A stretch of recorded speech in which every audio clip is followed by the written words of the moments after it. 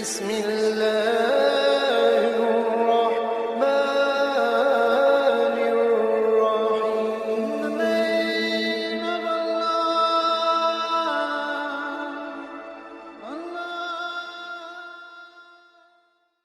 Assalamualaikum warahmatullahi wabarakatuh.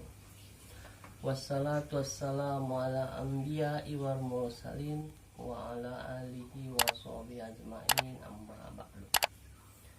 Alhamdulillah, malam ini kami dapat melanjutkan tutorial penjelasan dan cara membuat uang isim yang bagian 2 part 2.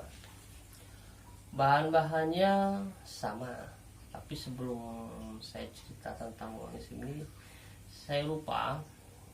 Sebelumnya saya mau cerita dulu sejarah asal muasalnya, tapi saya singkat saja.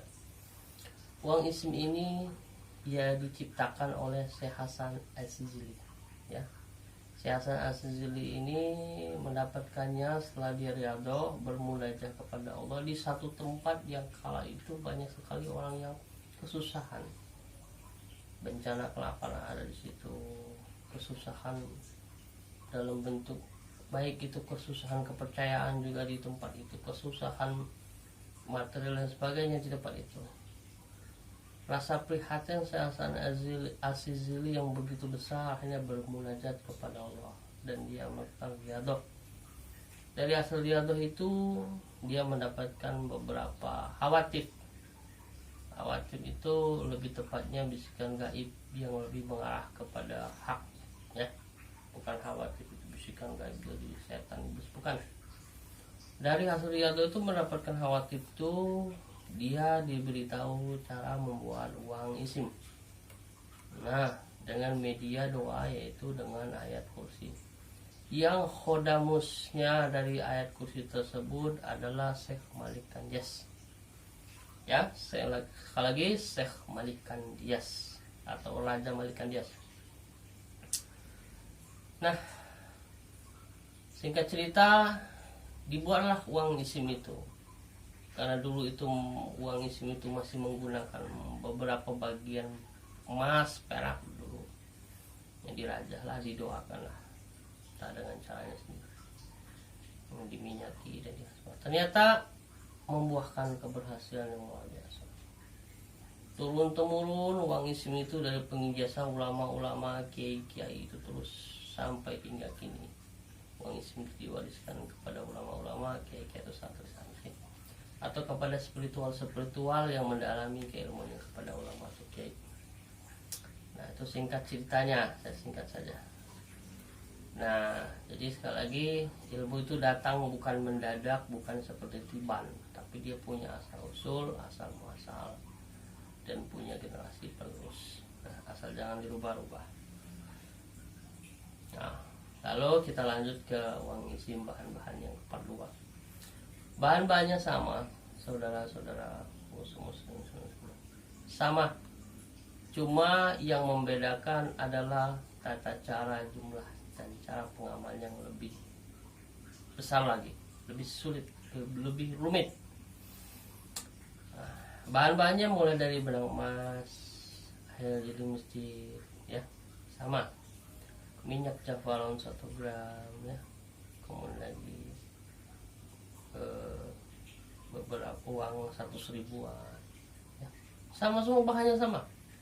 Ada benang emasnya juga sama. Yang membedakan adalah tata cara. Tata caranya bagaimana? Kalau di bagian 1 uang isim itu dia memakai salat hajat saja cukup selama 40 hari. Tapi kalau uang isim yang bagian 2 ini, dia tidak hanya memakai salat hajat. Salat hajat 40 hari, doa ayat kursi ini diamalkan 1000 kali. Habis Isya dibaca 1000 kali juga. Jadi 1 hari 2000 Isya dan hajat. Permintaannya sama, dan ada bedanya, hanya nambah habis Isyanya. Nah, terus kemudian lagi perbedaan yang kedua adalah pada pengucapan. Di sini ditulis pengucapannya setelah kita berdoa, udah selesai semua permintaan. Ada tambahannya, yaitu Assalamualaikum ya udamus azal asma'i ya kursi wabil asma'i Syekh Malik Kandias dan sebagainya. Itu nanti lebih lengkapnya lihat di deskripsinya saja. Ini hanya pemberitahuan. Itu dibaca sekitar 111 kali baru dibakar buhur. Sebelumnya membakar buhur atau membacanya sambil membakar buhur. Nah, doanya tidak terlalu panjang, itu hanya tambahan kalimat kuncinya saja. Nah, kalimat kuncinya sebagai penghormatan kita kepada Khadam Syekh Malik Kandias. Ada jadi bedanya dua ya. Pertama menambah habis sembahyang isanya. Nah, lalu kedua adalah penyebutan nama penghuni Khadam ayat kursi itu. Gitu. Nah, itu perbedaannya. Bagaimana dengan kekuatan jelas berbeda. Kenapa? Satu, dari kerumitan tirakatnya, mengamalkannya itu sudah lebih rumit lagi. Nah, kemudian penyebutan nama odamnya juga lebih rumit lagi. Nah, pembakaran bukurnya lebih lama lagi. Nah, saudara-saudaraku, ini kita bicara tentang khawas atau khasiat ya. Kita bicara khasiat. Sepengalaman beberapa santri saya, murid saya, ya, dan saya sendiri terutama, dikala saya membuatkan uang isim ini, itu selama proses itu rezeki dengan disayangi pun berpengaruh sangat luar biasa. Itu selama memprosesnya. Jadi artinya kekuatan itu sudah diberkati. Ya, sudah diberkahi doa itu selama kita memproses. Disitulah menunjukkan bahwa keberkahan dari doa-doa kita itu terkabul, dan itu hak. Apa saya bilang hak? Satu, kita meminta kepada Allah melalui doa yang ditetapkan. Artinya ditetapkan bukan karangan-karangan hasil para petapa ayat kursi ini atau karangan-karangan dari ulama-ulama yang habis Suryado, bukan. Nah, kedua lagi, selama saya memproses juga, nah ini pengalaman ke saya dulu, lalu saya ceritakan ke santri-santri, ke murid-murid saya. Selama saya memproses juga, ketentraman di aura rumah pun berpengaruh. Itu. Dan pembawaan diri kita bermasyarakat dalam arti emosional kita stabil, jauh lebih stabil. Terus ketenangan kita berbicara dengan orang jauh berbeda dengan kita yang dalam arti ya wiridnya biasa-biasa aja lah. Ya hanya jadikan wirid dan rutin, itu beda. Yang ini benar-benar luar biasa. Kemudian ucapan kita lebih bermakna. Bermakna di sini begini. Kadang-kadang kita nggak sengaja ngomong, oh ini bakal kejadian loh, ini bakal begini. Selama riado itu ternyata beberapa hari kemudian terjawab kejadian itu. Sebenarnya begini, dikala 40 hari kita mengamalkan doa itu, keberkahan dari Allah itu sebenarnya sudah terus-menerus mengalir. Nah, inilah saudaraku, semusliman, inilah Allah sudah tunjukkan kuasanya sebenarnya dalam amalia ini. Sudah sangat mengalir. Tuh, dari awal rumah, pembawaan kita bicara dengan Allah sebagainya, ucapan kita banyak mustajabnya, banyak kejadiannya, disangka nggak disangka itu banyak jalan kejadian. Nah, terus yang paling berpengaruh adalah mudahnya hajat kita terkabul. Contoh, misalnya begini, saya selama memproses itu menghubungi murid saya nih misalnya, gimana usaha kamu mas, begini begini begini, saya ngobrol dulu, ya gimana ya, ini saat ini kondisinya begini begini. Oh ya udah, ini saja. Oh, semoga beberapa hari ini dapatlah rezeki bagus, ada perubahan lah di rezekinya mas ini. Nah, selama kita menjalankan kan kita bisa berutang nih, ya sudah kita lepas. Ya, kita nggak berharap itu kejadian, benar nggak? Allah Ta'ala yang mengkun fayakun kan. Nah, lepas nih, berapa hari kemudian, alhamdulillah ya, berkat doanya gini, ternyata benar, alhamdulillah ada perubahan. Tuh. Jadi sebenarnya dari sini saja kita sudah bisa menarik kesimpulan ini berkali-kali. Tidak ada kebetulan di dunia ini, tidak ada. Ya, sekali lagi tidak ada. Artinya kita berucap satu kali aja tidak ada kebetulan. Satu kali kejadian, dah. Itu dia ada kebetulan, itu bukan kebetulan. Nah, ini berkali-kali. Berkali-kali selama memproses itu kejadian itu berulang-ulang. Nanti ucapan kita terima sama Allah. Nah, jadi dari sisi segi spirit batinnya, hajat dimudahkan. Itu hajat orang loh, bukan hajat kita. Itu saja sudah terlihat terkabul. Nah, itu hajat orang. Bagaimana kalau kita lebih bermunajat kepada hajat kita? Nah, itulah makanya saya berharap saudara-saudara kita muslim ini, cobalah orang-orang di luar sana ingin hidup makmur dengan usahanya, ingin kaya dulu dengan usaha, itu menggadaikan berbagai hal yang dianggap hina. Contoh, pesugihan ke dukun, muter-muter di makam yang dianggap bisa membuat usaha kita maju, merangkak dan bertanjang seperti anjing. Ini sudah dengar, ada beberapa itu saya tidak bisa sebutkan tepat. Nah itu, coba sampai seperti itu kan hina kita. Di dunia saja terlihat hina, apalagi di akhirat. Nah inilah saudara, ini cuma disuruh wirid, beriadoh, minta sama Allah, berpengaruh ke berbagai aspek aura kita dari semua. Itu saja masih banyak yang mengatakan, saya nggak sanggup lah, waduh kalau wirid ngantuk lah. Jadi bingung kita.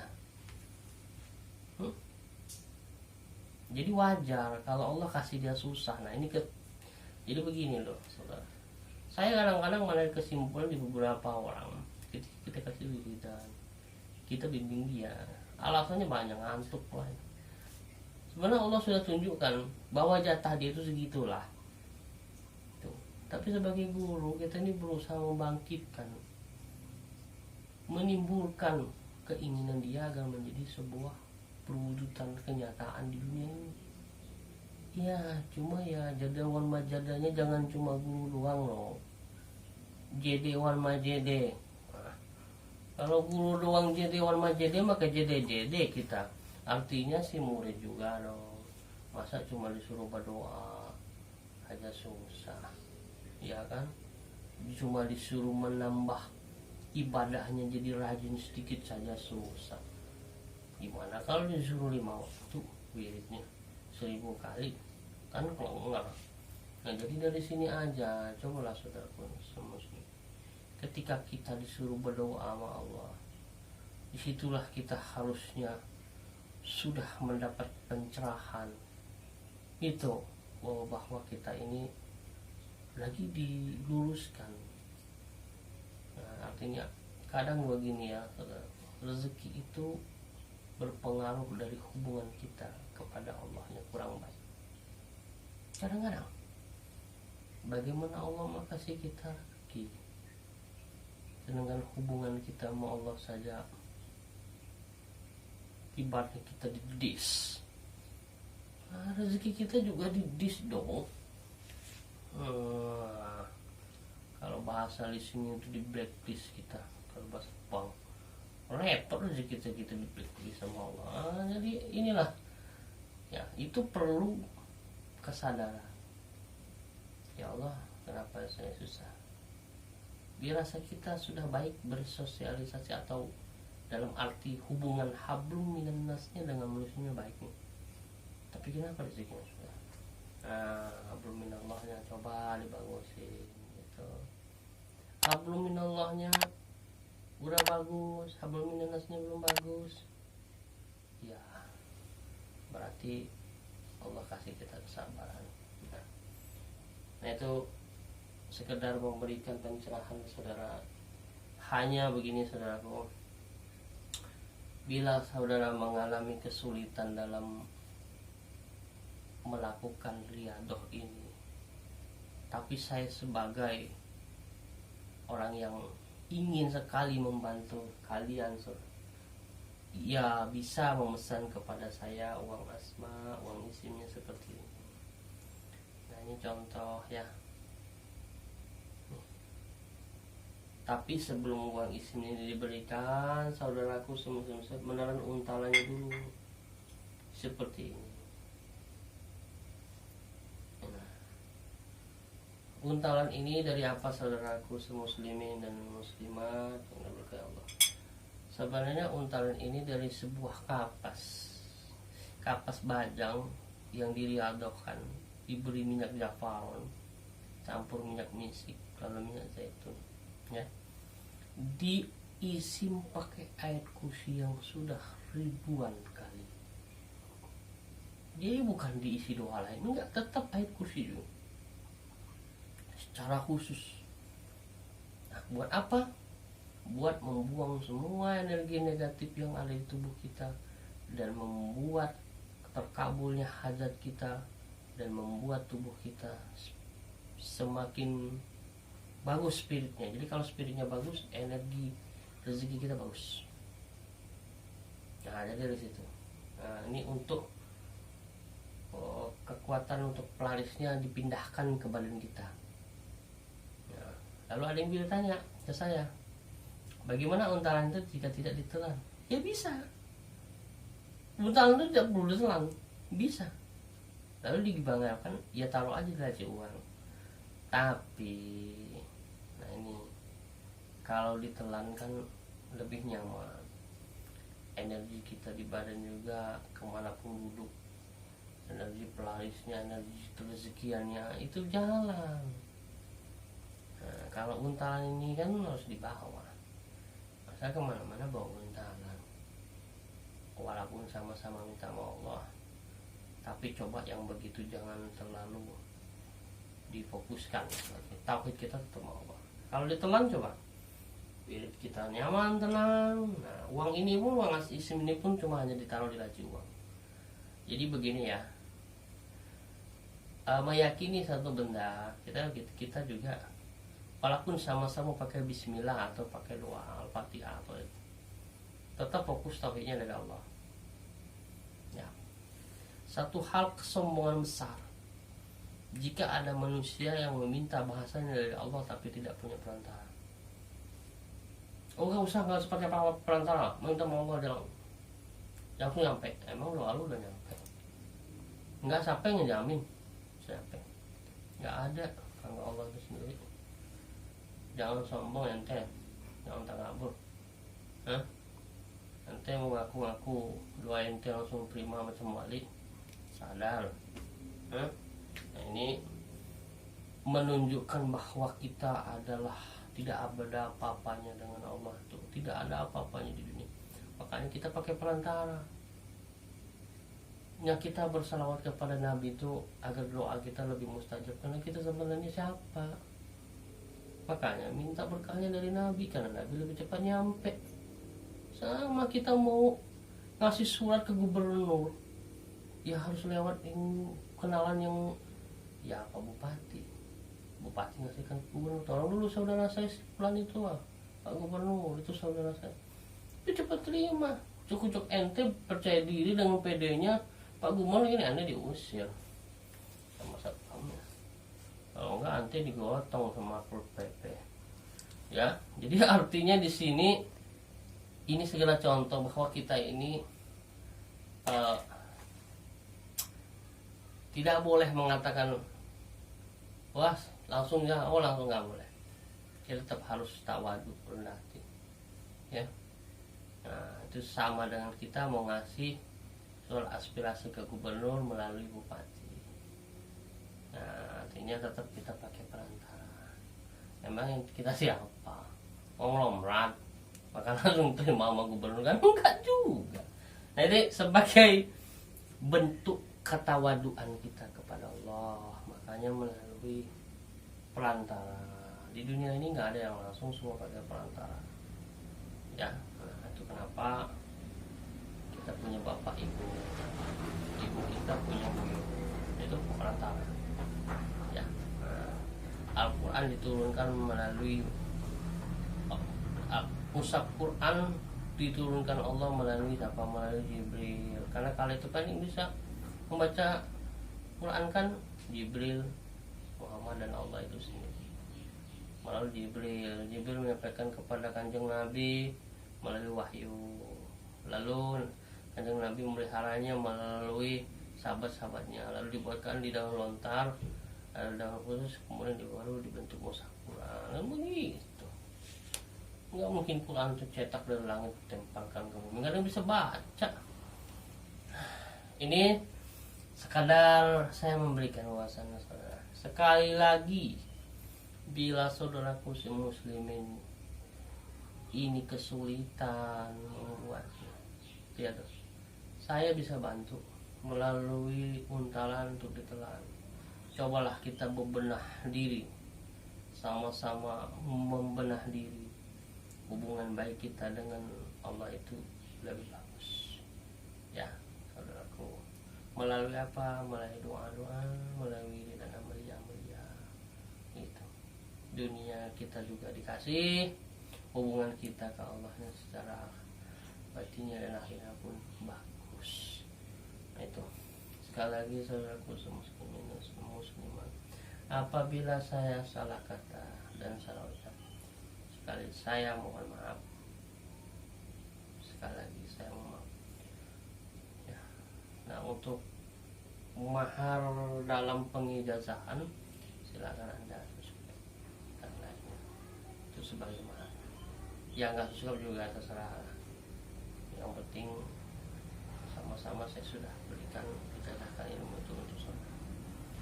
Nah, sekali lagi saya mohon maaf. Assalamualaikum